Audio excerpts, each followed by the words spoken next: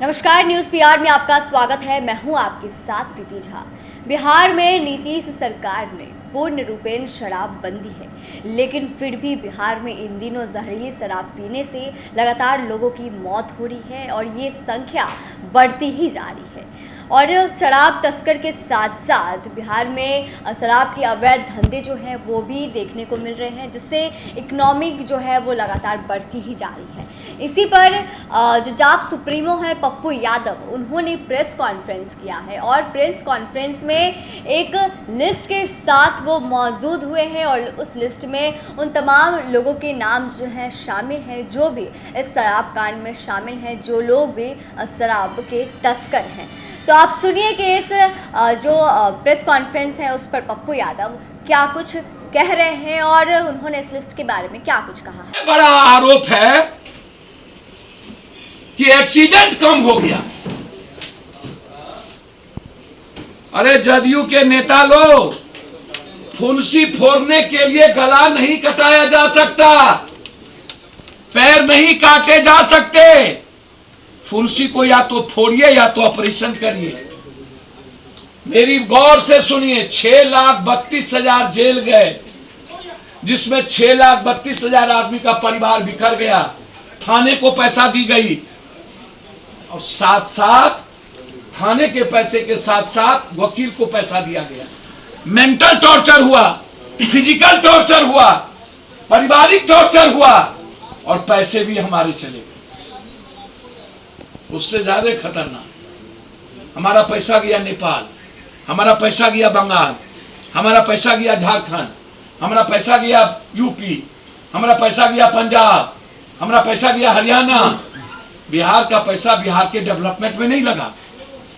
70-80 रुपये का दारू, 100 रुपये का दारू मिनिमम 300, 400, 500, 600, 700, 800 रुपये में।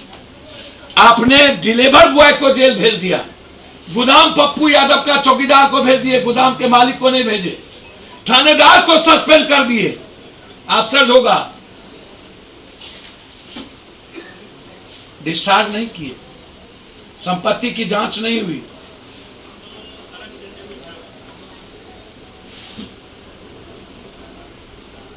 क्या 5 सालों में आपने देखा अरबों खरबों की शराब पकड़ाए गए, डेली शराब के खेप आ रहे हैं। लगभग एमपी एमएलए शराब में इन्वॉल्व हैं। लगभग कुछ बड़े बड़े एमएलए का हाजीपुर और बहुत जगह लोगों का रांची में, दूसरे स्टेट में फैक्ट्री है। लगभग शराब के पैसे एमपी एमएलए के घर जा रहे हैं, कुछ एमएलए एमपी मंत्री को छोड़कर। तो पहले इनकी संपत्ति जांच क्यों नहीं? फिर कार्यपालिका, फिर न्यायपालिका। लगातार शराब में मौत, शराब में मौत की आंकड़े कम। डर से लोग जला दिया या तो दफना दिया, आंकड़े नहीं दिखाए गए। इसीलिए जन अधिकार पार्टी 20,000 रुपया, 15,000 रुपया उसके जीविका के लिए, और जिस घर में बेटी बड़ी है उसकी शादी जन अधिकार पार्टी की ओर से फ्री, सभी जगह।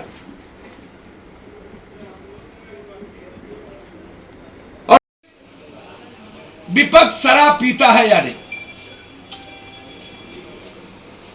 विपक्ष स्मैक लेता है या नहीं,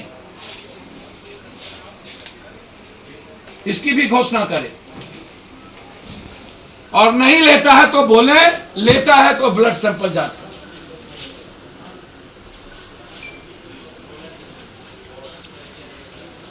तीसरी चीज, बीजेपी के प्रदेश अध्यक्ष नरेंद्र मोदी जी आपके प्रधानमंत्री हैं और आपकी भूमिका सरकार में जदयू से ज्यादा है, तो फिर विधवा विलाप क्यों करते? हमेशा समाज को बरगलाते क्यों हैं? आपका चरित्र दोहरा और दोगला क्यों है? आप दुष्टई क्यों करते हैं? कोरोना में आप अपने नगर अध्यक्ष कन्हैया गुप्ता को मरवा दिया, आपने 1 रुपया नहीं दिया। पप्पू यादव को 1 लाख रुपया देना पड़ा, आप दिए? बेतिया के नगर अध्यक्ष, तब कहां थे आप? किसने आपको रोका था? दूसरी चीज, जब आप यह कह रहे थे कि थाना हमारी बात नहीं सुनता है और अपराधी और थाना मिलकर के अपराध करते हैं, सत्ता में रहने के बाद यदि आपका थाना नहीं सुनता है और अपराधी और थाना दोनों मिला हुआ है, तो मेरा रिक्वेस्ट है कि आपको इस्तीफा दे देना चाहिए। आप कायर हैं, आप कमजोर हैं और कायरतापूर्ण और दिग्भ्रमित करने के लिए जनता को आपको 1 मिनट भी रहने का राइट नहीं है। सरकार से या तो इस्तीफा लीजिए या तो आप रिजाइन करिए। दूसरी तरफ मैं पार्षद और एक वर्तमान जिला पार्षद के पति को मार दिया गया। पहले भी उन्होंने थाने में दिए थे, असुरक्षित है। मैं एसआईटी जांच चाहता हूं या सीबीआई इंक्वायरी हो। दूध का दूध पानी हो। किसी राजनीतिक द्वेष के तहत ना तो किसी को फंसाया जाए और ना ही कोई। मैं सरकार से मांग करूंगा, सरसी की घटना की जांच हो और शराब की घटना की जांच वर्तमान न्यायाधीश से हो। 16 तारीख को बैठक कर रहे हैं सर, शराब की घटना वर्तमान न्यायाधीश हो। मैं नीतीश कुमार जी से समय मांगा हूं, पहले सुन लीजिए आप। रोसड़ा की घटना, रामस्वरूप राम को मारते मारते थानेदार, वहां का वार्ड काउंसलर और वहां के एसक्यूटिव ने मार दिया। 12 महिलाओं को जेल भेज दिया, 7 बच्ची को और 3 पत्रकार को। रोसड़ा में 3 पत्रकार पर केस। मैं सरकार से उसकी भी जांच की मांग करता हूं और मैंने मुख्यमंत्री जी से समय मांगा है ताकि मैं अपनी बात मुख्यमंत्री जी से शराब के सवाल पर, रोसड़ा की घटना के सवाल पर, पूर्णिया और अन्य घटनाओं के सवाल पर बात को रख सकूं। लगातार शराब के खिलाफ हमारी पार्टी है, देसी शराब को मिटाने के लिए माफियाओं के खिलाफ लड़ेगी। हम माफियाओं की चुनौती को कबूल करेंगे। यदि सरकार से संभव नहीं है तो हमारी पार्टी को 1 महीने का वक्त दे, या तो शराब माफिया शमशान, या तो बिहार से बाहर, या तो अपनी पार्टी को मैं डिसॉल्व कर दूंगा। पप्पू जी, अंतिम में हर परिस्थिति में, आम आदमी पे नहीं, जनप्रतिनिधि एक्ट में यदि बार बार चुनाव में अपराध पर बहस है तो जमीन माफिया, बालू माफिया, इन सारे माफियाओं पर बहस होनी चाहिए। दूसरी चीज, जो शराब बेचता है, जिसके पास ठीके पकड़ाए जाते हैं, मैं जानना चाहता हूं क्या उसकी संपत्ति जब्त होगी? क्या यह पॉलिसी तय होगा कि जो शराब बेचते हैं, जो शराब बेचवाने में पकड़ाते हैं, उनका आधार कार्ड सीज कर लिया जाएगा और उनको सरकारी सुविधा से वंचित कर दी जाएगी? ना तो बिजली, ना तो पानी, ना तो बैंकिंग व्यवस्था।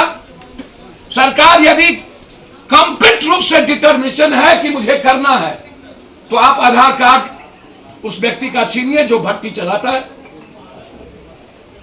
जो डेली शराब लाता है, ताकि उनको जनता के पैसे से कोई सुविधा नहीं मिलनी चाहिए, क्योंकि वो जनता के हथियारी है। आप तय करिए कितने नेताओं की संपत्ति और दरोगा की संपत्ति जांच हुई। इसीलिए पहली जिम्मेदारी जनप्रतिनिधि कानून के तहत और विधायिका के तहत। दूसरा, कार्यपालिका में बहुत क्लियर है, दरोगा के सस्पेंशन से कुछ नहीं होना। 1 साल में वो करोड़पति हो जाते हैं, 1 महीने के सस्पेंड करके 10 लाख रुपया में वो दूसरा थाना ले लेता है। दरोगा, चौकीदार, दफेदार से लेकर के एक्साइज इंस्पेक्टर से लेकर के डीएसपी तक को बर्खास्त किया जाना चाहिए। एसपी, डीआईजी, इनको सस्पेंड करना चाहिए, क्योंकि हमाम में शबनम के हैं। बिल्ली को दूध की रखवाली नहीं दी जा सकती। थानेदार कंप्लीट इन्वॉल्व है दारू बेचवाने में, प्रशासन कंप्लीट इन्वॉल्व है दारू बेचवाने में।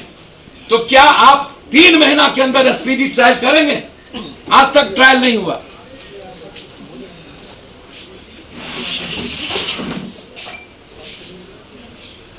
चौथी चीज, प्रचार पोस्टर और लोगों तक प्रचार का माध्यम सरकार तय करे और कुछ करने की जरूरत नहीं है। जिसको वोट देना होगा देंगे, पहले पॉलिसी थे। और जिनका नाम मैं दे रहा हूं लिस्ट में, ये माफियाओं का लिस्ट और बिहार के लगभग लोग का लिस्ट में मंगा रहा हूं। कितने पार्टी से लोग? सभी पार्टी के लोग हैं। आरजेडी के एक ही नजर आ रहा है। सर आप देख लीजिए कितने होंगे, अभी तक लिखा ही नहीं गया है। कुछ लोगों का नाम नहीं दिया पार्टी नहीं है पार्टी वाइज, कुछ लोगों का नाम वो भी आपको जाएगा। एमएलसी हैं, आरजेडी के बहुत सारे लोग हैं जो शराब की फैक्ट्री है, बिचवाते हैं, सब आपको पता है, आप लोग जानिए। बीजेपी का लिस्ट दे दिए, इसमें आरजेडी का लिस्ट नहीं। सर मैंने कहा कि जिसका नाम अभी आया उसका लिस्ट में नाम दे दिया मैंने, और जिसके नाम नहीं है उसको मैं दूंगा। बहुत सारे लोग हैं। क्या इनकी जांच होगी, इनकी इंक्वायरी होगी, इनकी संपत्ति जांच होगी? संजय जायसवाल सीधे क्यों नहीं बोलते हैं, दोहरी बात बोलते हैं? भैया ये संजय जायसवाल सुशील मोदी और रूढ़ी से जिसने पूछेगा, हम उनके प्रवक्ता तो है नहीं। सवाल तो उन्होंने उठाया। पूरी पदाधिकारी शराब बेचवा रहा है तो संजय जायसवाल खुद कह रहा है और उनकी सरकार है। पहले उन्होंने कहा कि अपराध और अपराधी थाना से चलती है और थाना मेरा कुछ सुनता ही नहीं है, पहले कह चुकी है। नीतीश पर सीधा नहीं बोलते भैया नीतीश कुमार जी मुख्यमंत्री हैं, सरकार तो मैं क्या कह दूं? नीतीश कुमार को ही फांसी चढ़ा दो, ये आरजेडी के तरह। नाना का घर ददिहर भी गोपालगंज, बाप का घर भी गोपालगंज। बीन बजाए, पिटारा खुला, शराब के पैसे से हेलीकॉप्टर पर बैठे 3 को वोट लेने चलेंगे। कुशेश्वर स्थान गए, मेरा चैलेंज है आरजेडी के नेताओं को और बहुत दम के साथ कि जब कुशेश्वर स्थान गए तो रास्ता मुजफ्फरपुर था, मुजफ्फरपुर के शराब पीड़ितों से क्यों नहीं मिले? मेरा चैलेंज है। इसके पहले भी सीवान और गोपालगंज में घटना घटी थी, तब ये शराब में पीड़ितों को आंसू नहीं पहुंचे। इस बार घर भी, ददियार भी, बाप भी वहीं, फिर भी ये गोपालगंज नहीं गए। चुनाव खत्म, 12 करोड़ जनता खत्म। एक कोहबर घर और दूसरा फॉर्म घर, बाप बेटा पंच। चुनाव में वोट मिल ही जाना है।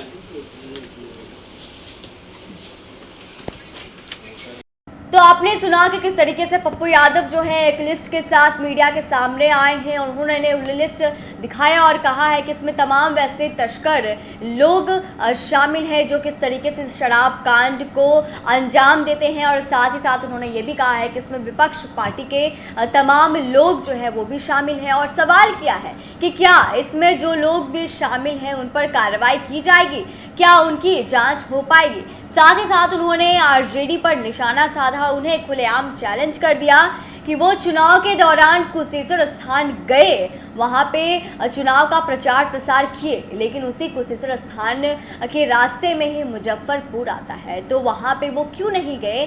जो भी शराब कांड में लोगों की मौत हुई है उनके परिजन से वो लोग क्यों नहीं मिले हैं? इसके लिए उन्होंने आरजेडी पर निशाना साधा है और खुलेआम चैलेंज कर लिया है कि ये लोग इस जगह पर क्यों नहीं गए हैं। और अब एक ये गोपालगंज वाली जो घटना हुई है जहाँ पर 2 नवंबर से लेकर अब तक करीब 21 लोगों की जहरीली शराब पीने से मौत हो चुकी है। तो इस तरीके से पप्पू यादव ने लिस्ट जारी किया है जो भी शराब में तस्कर लोग शामिल हैं उनके, और साथ ही साथ अधिकारियों को भी लपेटे में ले लिया है। उन्होंने कहा है कि कई अधिकारी जो हैं वो भी इसमें सम्मिलित हैं और उस पर भी क्या कार्रवाई की जाएगी।